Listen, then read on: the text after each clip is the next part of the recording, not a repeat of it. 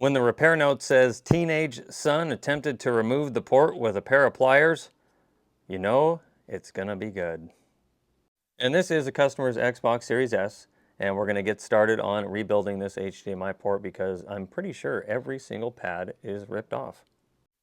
And that is a lot of damage, folks. So I'm gonna get started on this because it's gonna take a little bit longer than a usual HDMI port for sure. I can reuse these ground pads, so I'm just gonna flatten these out. And then I'm gonna cut these stragglers here off, and then we'll end up attaching some wires down here. And honestly, this one's probably just gonna come right off. But yeah, let's get this started.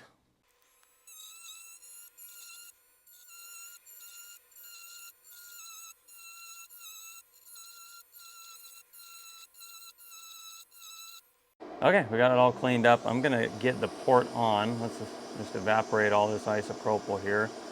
And everything is looking nice. So let's get it on. And before anybody asks, no, I'm not going to rebuild this ground pad right here. It's not necessary. We've got 4 left, 1, 2, 3, and there's one off the screen right here to the right.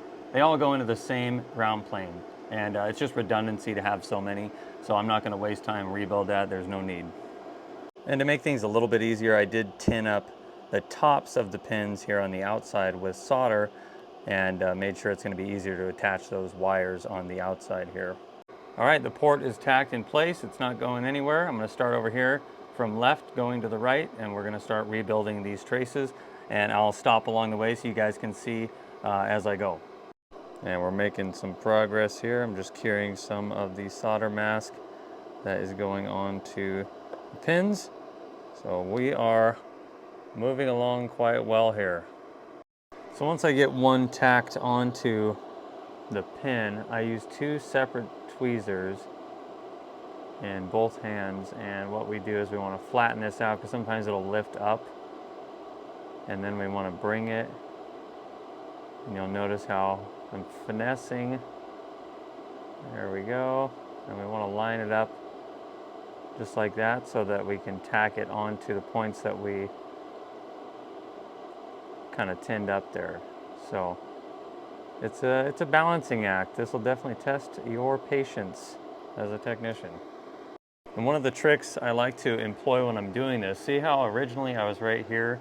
I moved it down to here because I want to do the next one away from this spot. Because if I decided to tack 2 sides right here, the heat from attaching this side could knock this side off. So if you separate the heights, one lower, one higher, they're away from each other, so when you tack the next one down, they don't get knocked out of place. So it's just a little trick I've picked up over time. It helps quite a bit. All right, it's time to go over and check everything. I'm gonna use a multimeter in continuity mode. Man, that was definitely a lot of work. So we had 3 grounds left that were still attached. So let's see how many we've got here.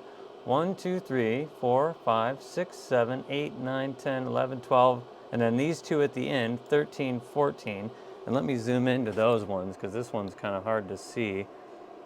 But you can see right there you can barely even see it was zooming in on this shit. Got 2 vias here connected just with a blob basically, and then one tiny little wire right there to that via on pin 19. So connection's good. I'm going to test it all with a multimeter, and then we'll test the system real quick. All right, everybody, the moment of truth. There's where all of our hard work is. I'm not even going to plug the fan in. I'm going to hit the power button. All right, we got it all plugged in. Do we get picture? Oh my God. Thank you. What a relief that it is working.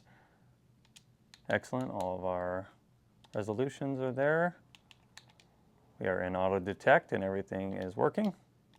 Perfect.